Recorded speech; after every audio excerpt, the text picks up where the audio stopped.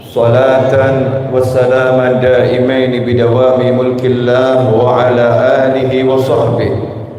اللهم صل على سيدنا محمد صلاة تفتح بها لنا فتوح العارفين وتفقهنا بها في الدين وعلى آله وصحبه. السلام عليكم ورحمة الله وبركاته.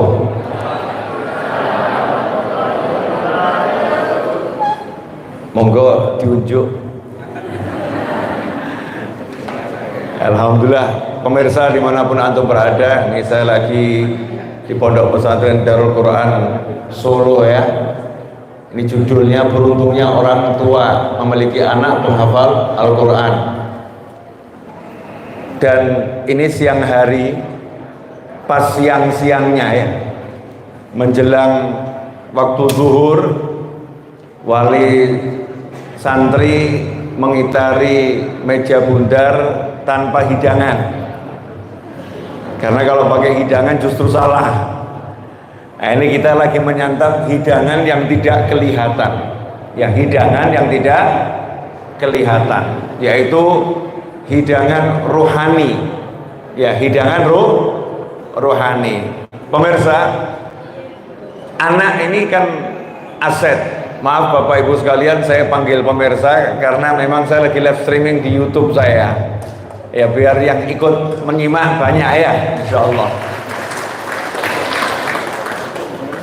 Anak ini aset termahal. Orang itu kadang lupa kalau harta termahalnya bagi orang tua adalah anak. Harta termahal itu bukan punya emas 1 ton. Harta termahal itu bukan punya istana yang luasnya 7.000 hektar. Ya, harta termahal itu kita punya anak yang terus bisa menjadi tabungan kita, anak yang terus bisa ngirim pahala kita, anak yang terus bisa melanjutkan perjuangan kita, yaitu aset yang termahal. Saya misalnya, saya ambil contoh diri saya sendiri. Ya saya punya anak, saya punya orang tua. Ayah saya alhamdulillah almarhum, meninggal usia sekitar 70 tahun. Saya katakan sekitar, kenapa? Karena orang dulu tanggal lahirnya nggak jelas. Tanggal lahirnya nggak jelas, cuman kira-kira. Wafat sekitar usia 70 tahun ayah saya. Tapi alhamdulillah, karena ayah saya, ibu saya semoga panjang umur, sehat walafiat, begitu pula dengan orang tua antum semuanya. Almarhum ayah saya karena punya saya, saya dan punya adik-adik saya. Minimal paling sedikit setiap habis sholat kami ngucap Rabbighfirli wa liwalidayya warhamhuma kama rabbayani shaghira.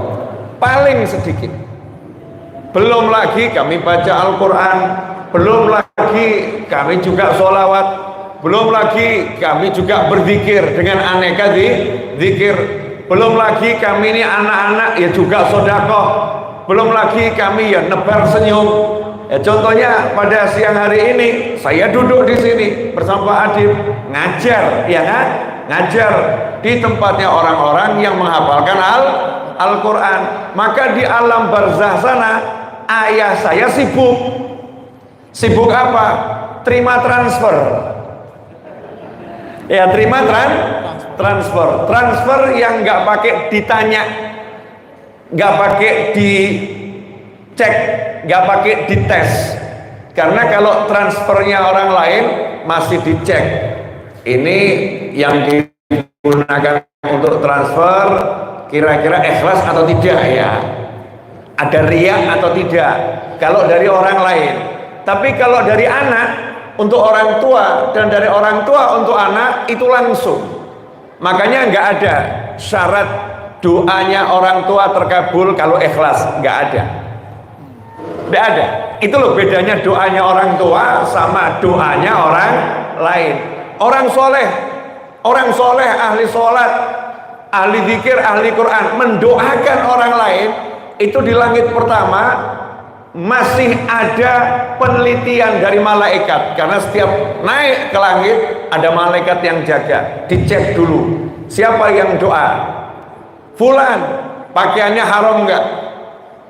Pakaiannya haram? Tidak. Pakaian itu maksudnya yang nutup auratnya, entah baju, entah sarung, entah celana. Haram tidak? Tidak. Makan makanan haram enggak? Kemasukan haram enggak tubuhnya? Kalau ada tubuhnya kemasukan haram, pakaiannya haram, sadar atau enggak sadar, sengaja atau enggak sengaja, doanya ditolak oleh Allah Subhanahu wa taala. Itu orang lain. Ya. Orang soleh bisa jadi diundang makan, nggak ngerti yang ngundang hartanya haram. Orang soleh bisa jadi nggak ngerti dikasih hadiah pakaian, ternyata dari harta curian, nggak ngerti. Tidak berdosa yang pakai, nggak dosa yang makan, tapi efeknya ada, dampaknya ada. Sama seperti orang minum dikasih racun nggak tahu, kena efeknya enggak kira-kira? Karena mungkin bisa sakit perut, bisa sakit parah, bisa sampai kehilangannya nyawa. Dampaknya ada, efeknya ada. Yang minum nggak berdosa. Kenapa? Nggak ada niat bunuh diri, nggak ada niat menyakiti diri. Yang ada minuman yang halal, tapi dampaknya kena. Beda dengan orang tua. Orang tua wa in kana kafiron, meskipun orang tua itu kafir, nggak iman sama Allah Ta'ala, ini dosa yang paling besar. Doa untuk anak langsung diterima sama Allah Ta'ala. Itu orang tua. Nggak ditanya halal nggak, haram nggak, riyah nggak, ujub nggak, sum'ah nggak ada. Begitu nembus langit pertama, ini doa orang tua, pintu langit dibuka semuanya ketujuhnya dan diterima oleh Allah Subhanahu wa taala. Begitu pula untuk anak kepada orang tua. Makanya dikatakan idza mata ibnu adam in qata amalu illa min thalath. Kalau anak cucu Adam meninggal dunia, maka amalnya terputus kecuali dari 3 jalan. Walaupun amal yang lain nyampe, nanti ada hadis yang sampai 7 jalan ya. Tapi kenapa disebut dari semua doa mukminin wal mukminat, muslimin wal muslimat, yang disebut sama Nabi cuma satu, waladun soleh yad'u lah, anak soleh yang mendoakan orang tua. Doa anak untuk orang tua ini langsung, amal anak untuk orang tua langsung diterima oleh Allah Subhanahu wa ta'ala. Sementara umur saya, umur antum nggak ada yang tahu, karena dunia ini hanya persinggahan sementara. Maka kita butuh, nanti kalau udah pindah ke alam barzah sana, butuh transfer, ya butuh transfer yang banyak. Alhamdulillah, saya katakan tadi, alhamdulillah ayah saya punya anak-anak kami. Sewaktu ayah saya masih hidup, didik anak-anaknya. Saya belum diajari ngapalkan Al-Quran, tapi ayah saya yang ngajarin saya baca Al-Quran. Ibu saya yang ngajarin saya baca Al-Quran. Saya masih ingat ibu saya waktu saya masih anak-anak, turutan itu A, I, U, Ba, Bi, Bu. Belum ada yang namanya Iqra, belum ada yang namanya, sekarang ini kan macam-macam ya metode baca Al-Quran. Dulu apa? Turutan. Sampai sekarang pun saya nggak paham artinya turutan itu apa. Ini entah dari bahasa Jawa ya. Turutan.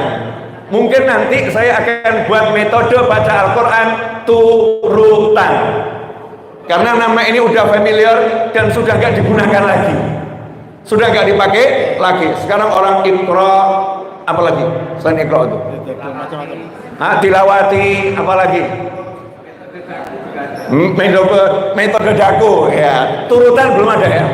Nah, insya Allah Habib Novel mau buat turutan aja. Yang namanya sudah sangat populer. Turutan nih, A, I, U, Ba, Bi, Bu, Tati, itu ibu saya sendiri. Begitu saya masuk SD, ya guru di sekolah ngajarin saya baca Al-Quran, itu minta orang tuanya yang ngajarin. Cuma nanti setoran sama gurunya. Setoran sama gurunya. Ayat 1 sampai 5 surat Al-Baqarah disimak oleh ayah. Nanti saya baca depan ayah saya sampai bisa ayah saya yang benerin, ayah saya yang ngajarin. Setelah itu tanda tangan. Zaman sekarang anaknya nggak bisa ngaji, bapak ibunya nggak bisa ngaji. Ngeri saudara-saudara. Bapak ibunya nggak bisa nyimak, anaknya nggak bisa nyimak. Nah ini anak kan aset. Kalau saya sekarang yakin pede, insya Allah bapak saya di alam sana senangnya luar biasa. Terus kenapa seperti itu?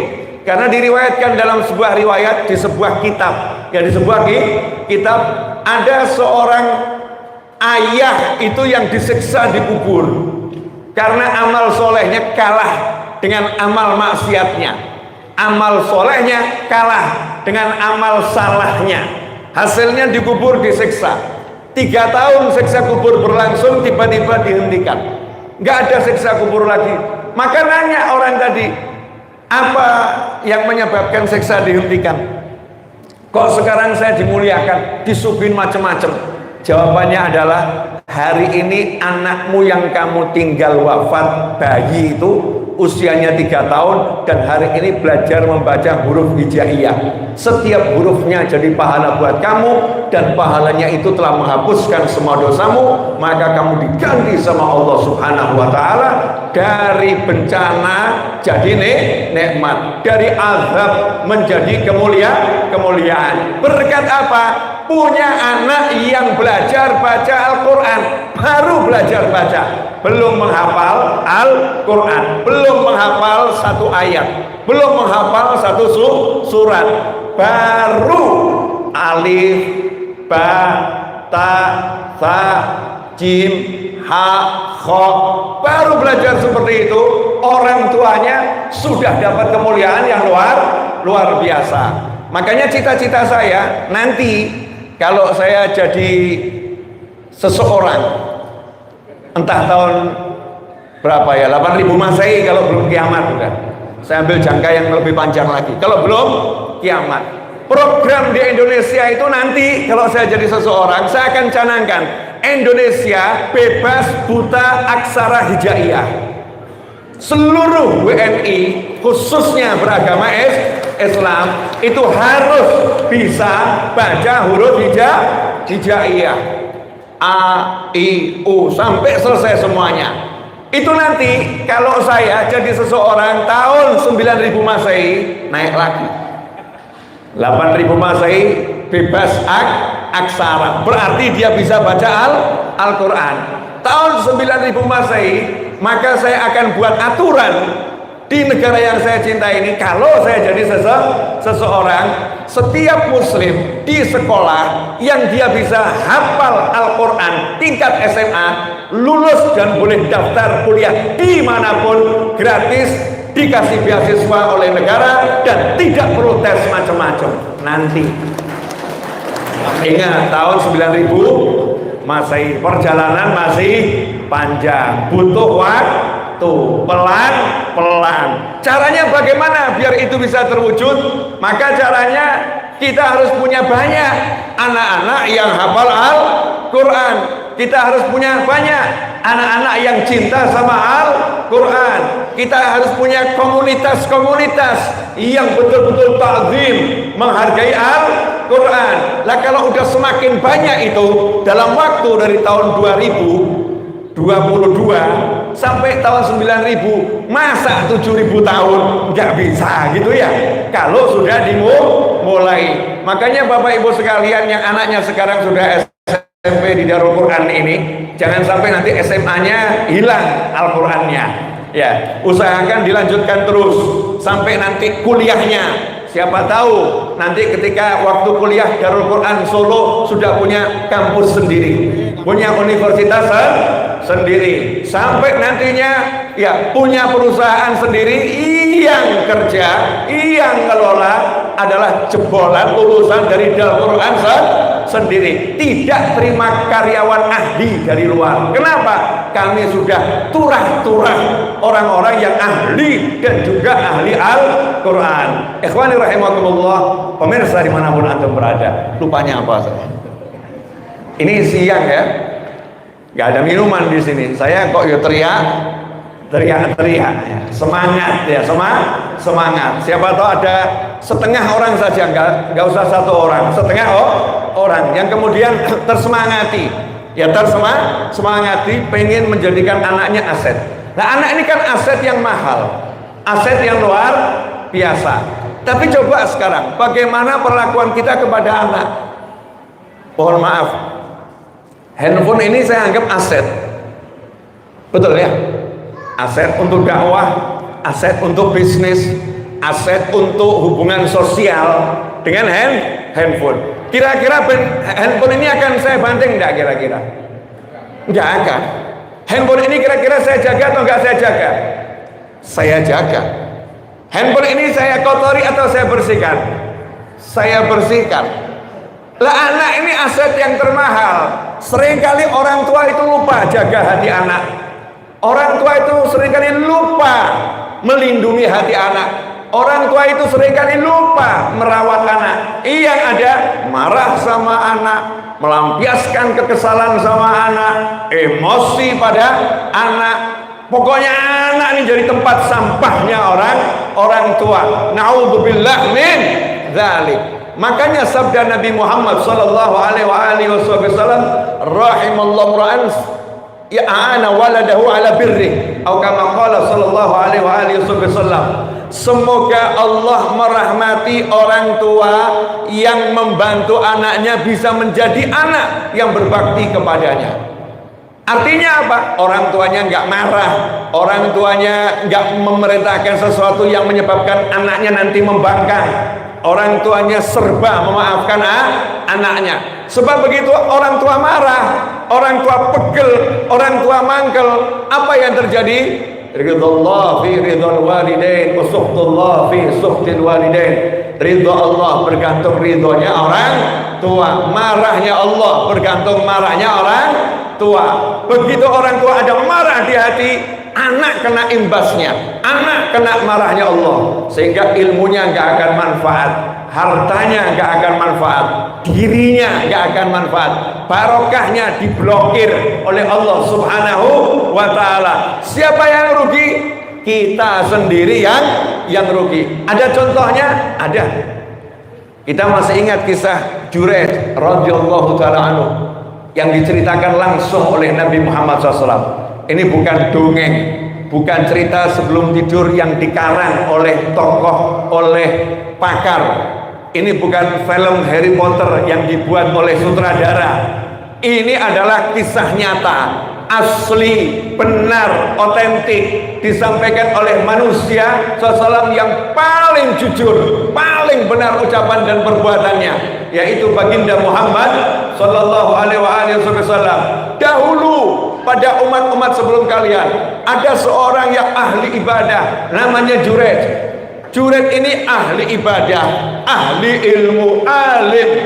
Sampai saking hebat ibadahnya, Jureid itu sudah punya musola sendiri kalau zaman sekarang ya, punya kuil sendiri, musola sendiri untuk sholat, untuk zikir. Jauh dari rumahnya, di tepi perbatasan kota, di padang Sahara. Suatu hari ibunya ada perlu sama Jureid, ibunya Jureid ada perlu. Cuman sayang, ibunya Jureid ini bukan ahli ilmu, ibunya Jureid ini bukan ahli ibadah, ibunya Jureid ini manusia biasa yang kurang ilmu. Datang menemui Jureid dari luar, manggil-manggil, Jureid. Jureidnya lagi sholat. Ummi am sholati, ibuku atau sholatku. Beliau nggak batalkan sholatnya. Ini bukan sholat wajib, sholat sunnah, bukan ibadah wajib. Memperbanyak ibadah, tapi bukan yang wajib menurut syariat Nabi yang terdahulu.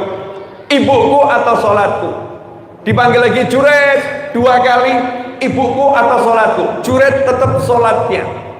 Nanti selesai sholat, maksudnya mau jawab panggilan ibunya. Sampai 3 kali Jureid belum selesai sholatnya, nggak jawab. Apa ucap ibunya? Ya Allah, jangan biarkan Jureid ini mati, wafat sebelum dia terfitnah oleh seorang wanita pelacur.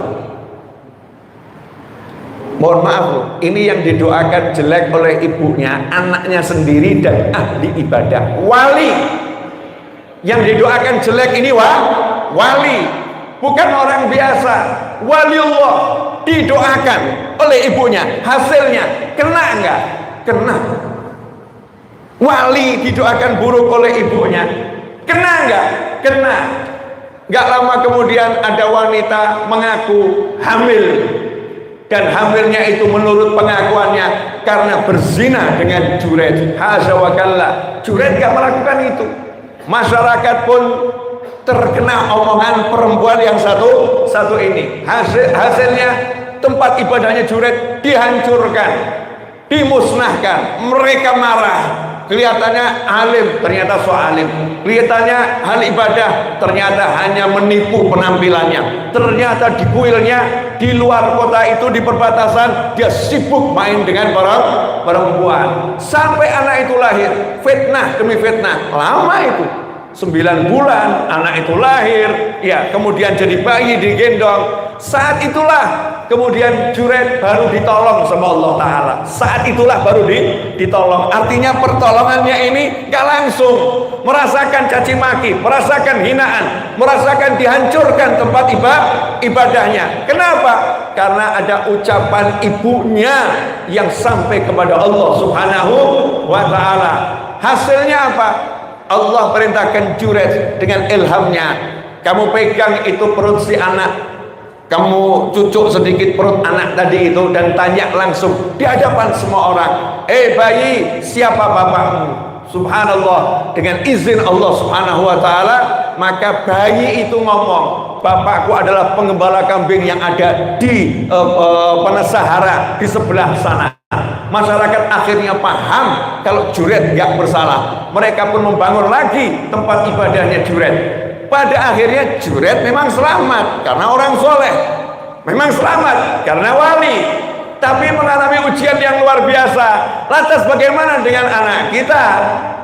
Anak kita, apakah anak kita udah wali Allah? Apakah anak kita udah seperti Juret yang ahli ibadah? Kita tahu anak kita zaman sekarang ini ya seperti ini kondisinya.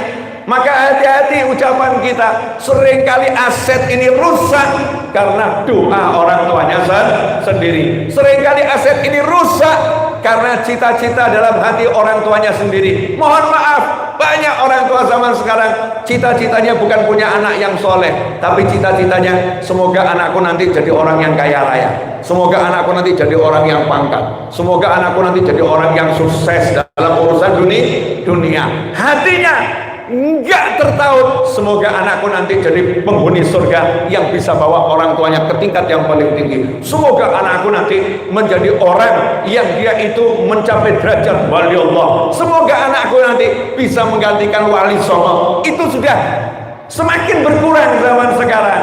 Himmahnya orang tua ini, semangatnya orang tua ini, pengaruhnya kepada anak luar biasa. Karena doa itu gerakan hati, bukan ucapan lisan.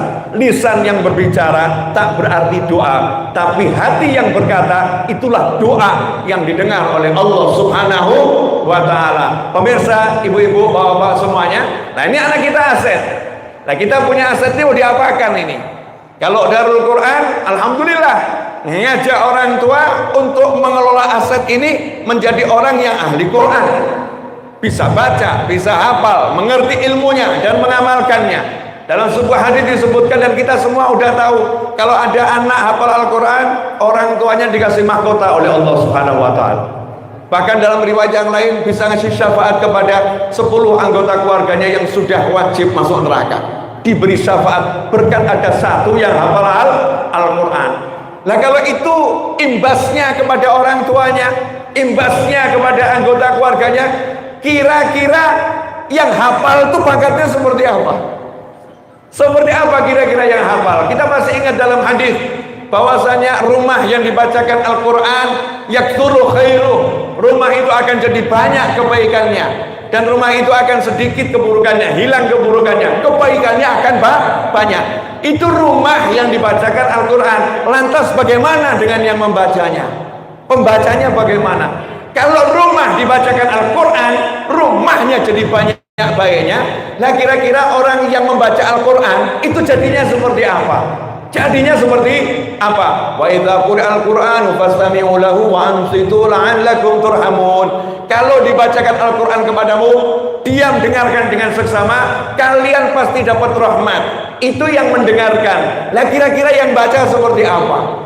Ini nikmatnya luar biasa kalau kita punya anak betul-betul bisa baca Al-Qur'an. Saya sejak anak saya lahir sampai hari ini, dan nanti bisa dicek di banyak video YouTube saya, dan cek tanya sama anak saya langsung, kalimat saya sama, bapakmu nggak pengen kamu jadi orang pinter. Aneh mungkin saya ya. Bapakmu nggak pengen kamu jadi orang pinter, tapi bapakmu pengen kamu jadi orang soleh. Kamu harus bisa baca Al-Quran dan rajin sholat, baik sama orang lain. Selesai. Kamu nggak usah ngurusi mau kuliah, bapakmu nggak butuh kamu kuliah.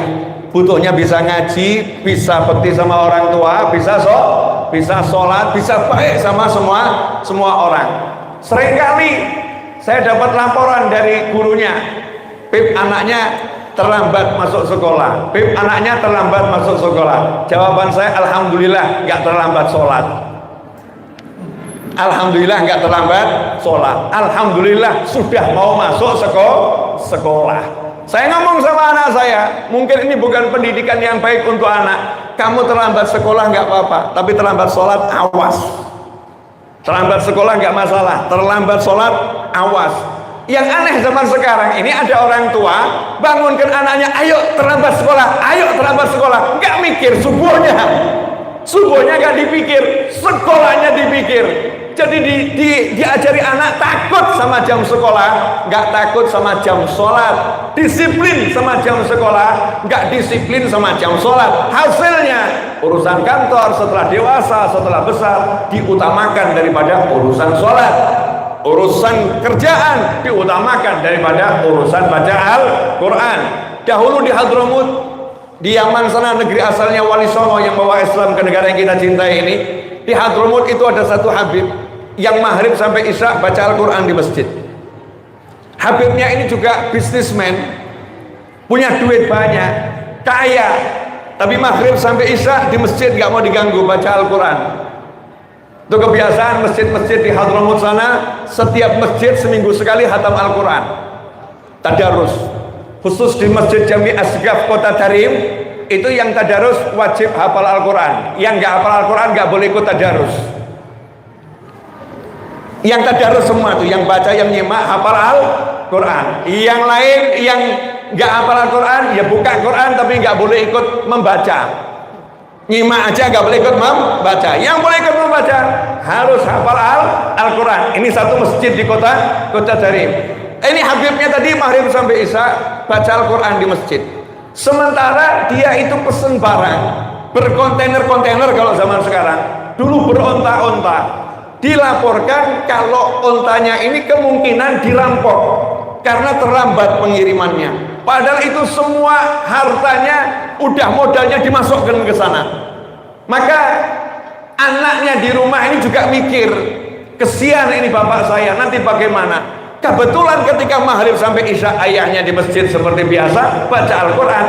Di rumah dapat laporan kalau ternyata untanya memang ada kendala, terlambat, nggak dirampok. Sekarang udah sampai.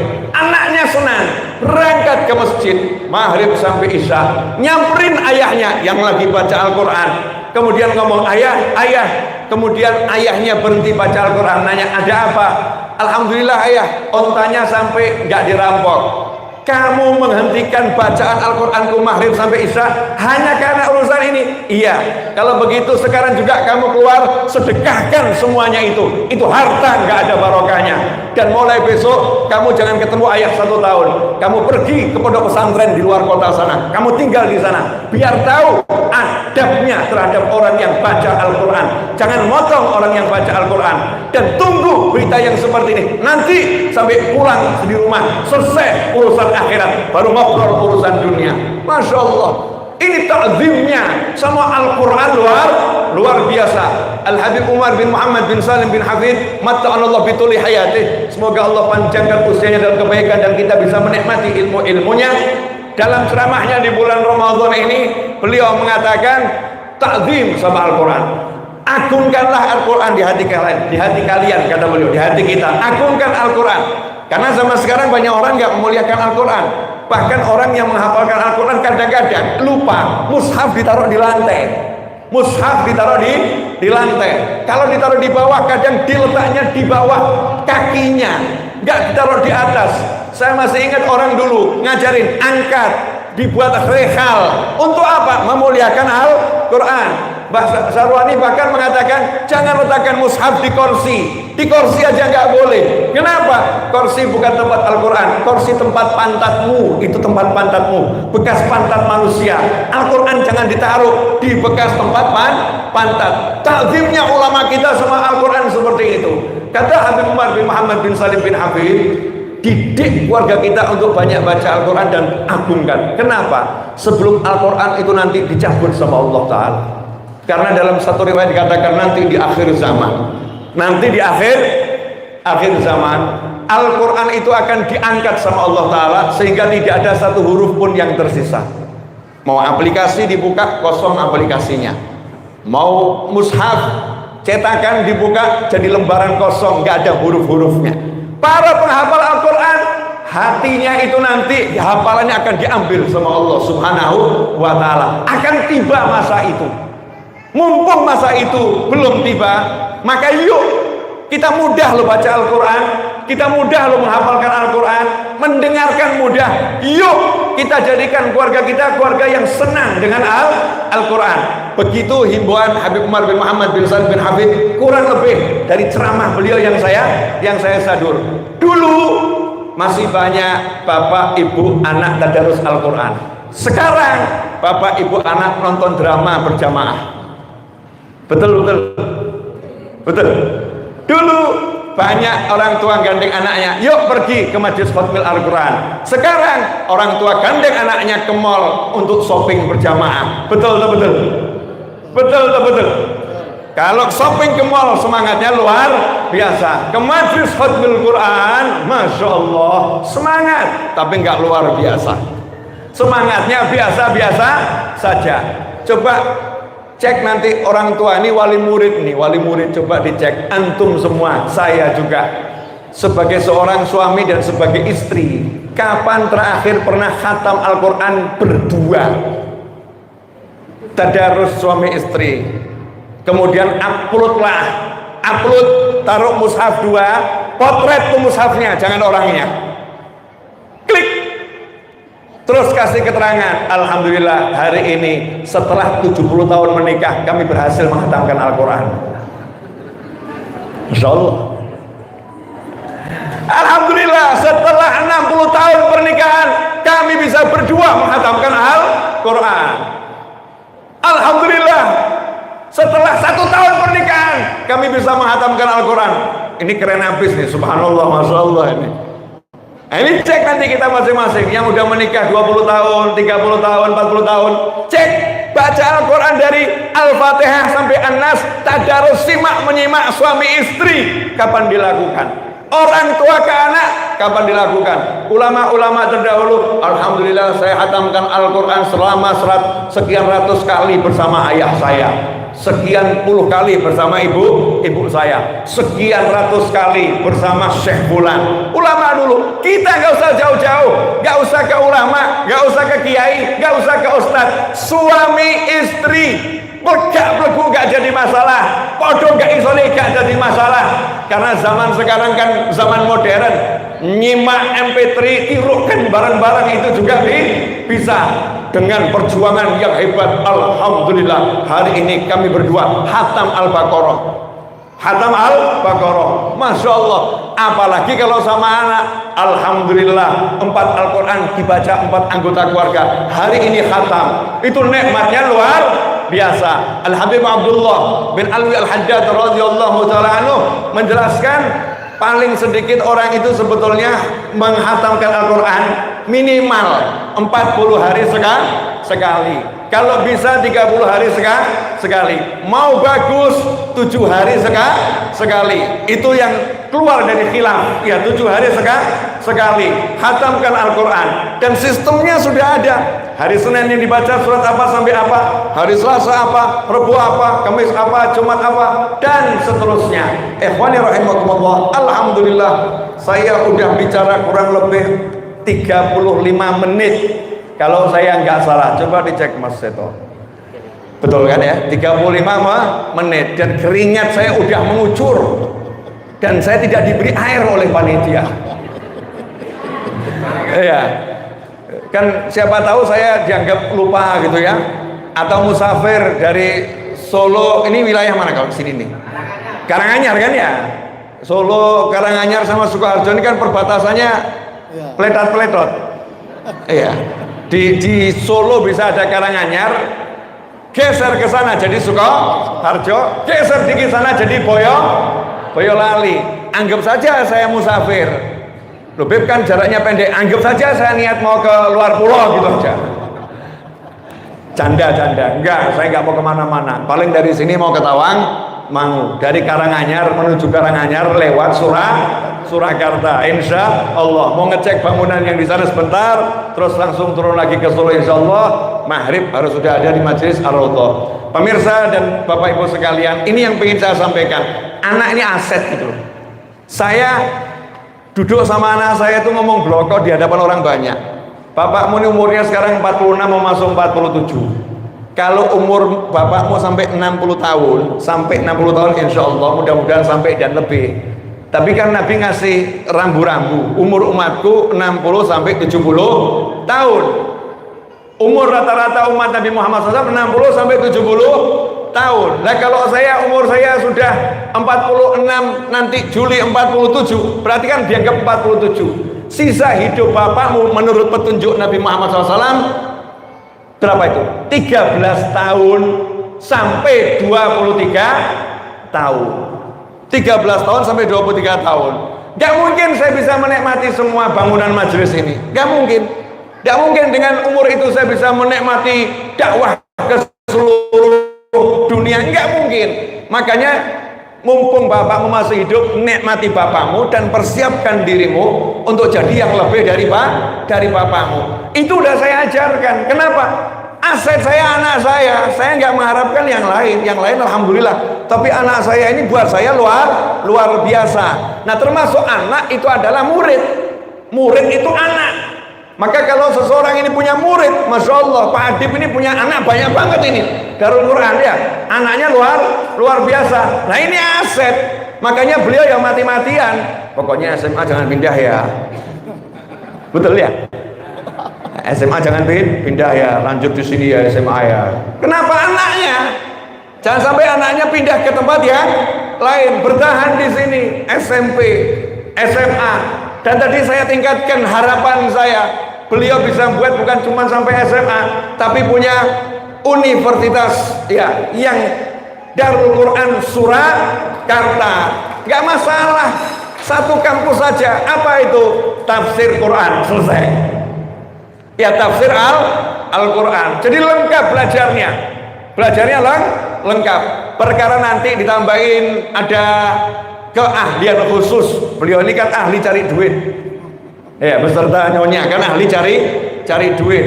Siapa tahu ini ilmu cari duitnya bisa diajarkan, sehingga nanti santrinya, muridnya, mahasiswa dan mahasiswinya nanti itu tiba-tiba bukan sekedar hafal Al-Quran yang luar biasa ya. Hafal Al-Quran bukan sekedar sudah hafal Al-Quran, ternyata jadi orang-orang yang dunianya memang luar biasa.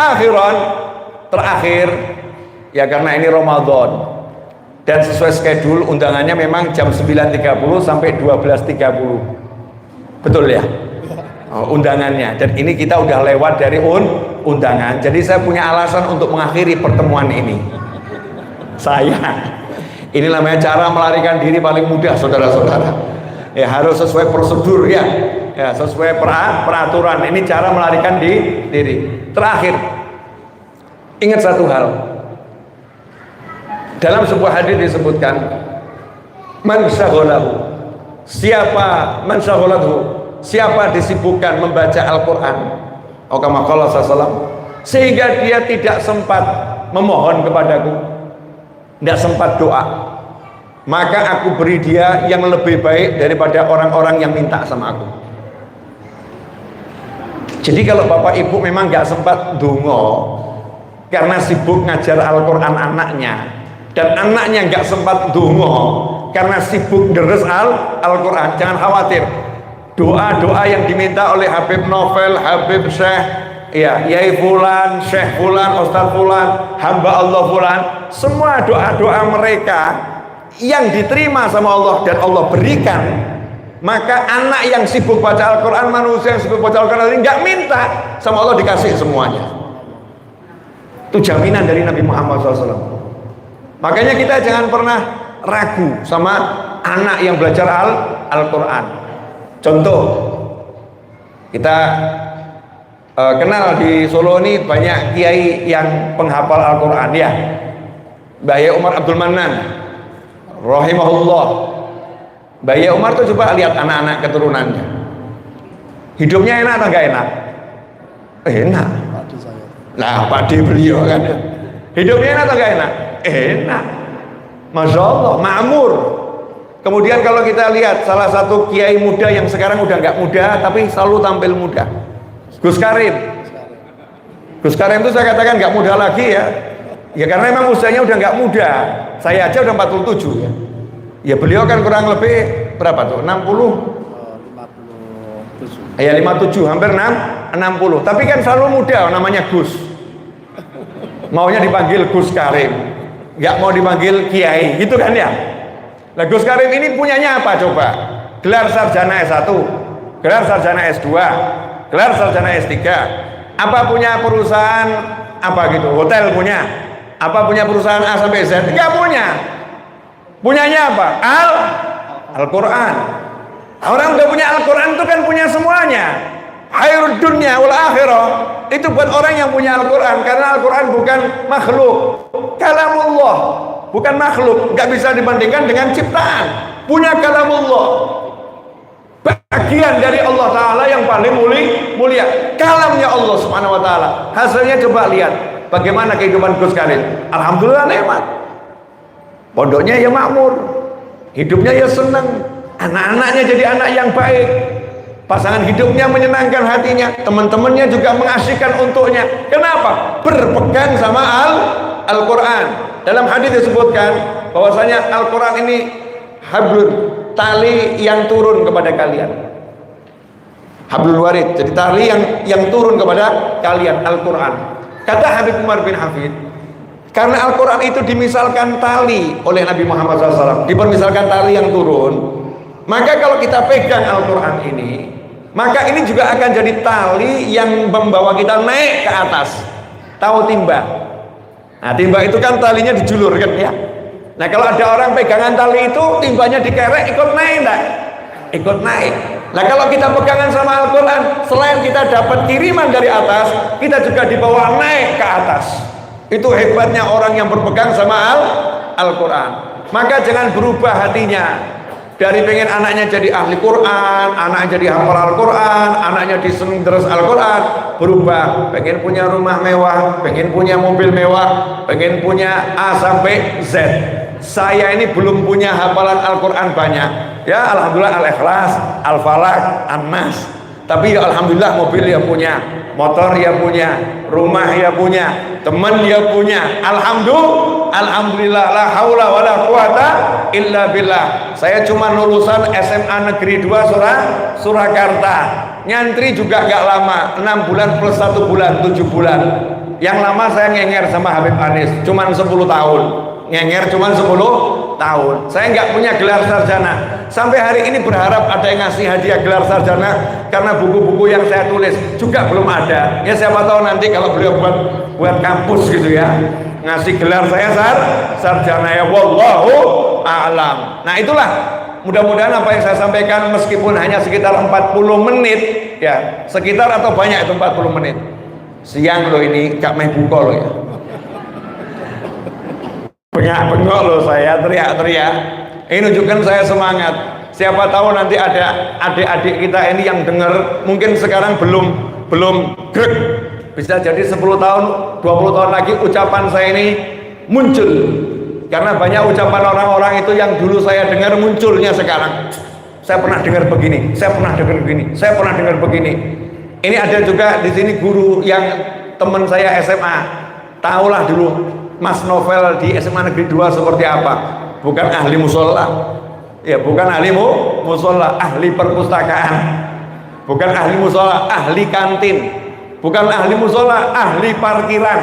Itu dulu semua tempat nongkrong saya, di parkiran, di kantin, di perpustakaan. Tapi alhamdulillah akhirnya jadi apa? Bukan cuma musola, masjid, ya parkiran, kantin, perpustakaan, ya semuanya akhirnya saya ambil. Gara-gara apa? Gara-gara dari kecil itu loh, a i u babi bu tati tu, dan doa orang tua saya. Orang tua saya itu pengen ngasih nama anaknya Naufal, jadi orang yang ahli ceramah. Mirip Habib Naufal bin Salim bin Jindan Jakarta. Ayahnya Habib Jindan, ayahnya Habib Ahmad, namanya Naufal. Saya dikasih nama Naufal biar nanti jadi ulama yang bisa ceramah seperti Habib Naufal bin Salim bin Jindan. Itu niat yang luar biasa. Hasilnya bagaimanapun perjalanan saya dibawa oleh niat ke sana. Kenapa? An-niyah matiyatul mu'min. Niat itu kendaraannya orang yang beriman. Punya niat akan disampaikan oleh Allah Subhanahu wa ta'ala. Karena innamal a'malu binniyat. Tergantung niatnya. Ini kendaraan.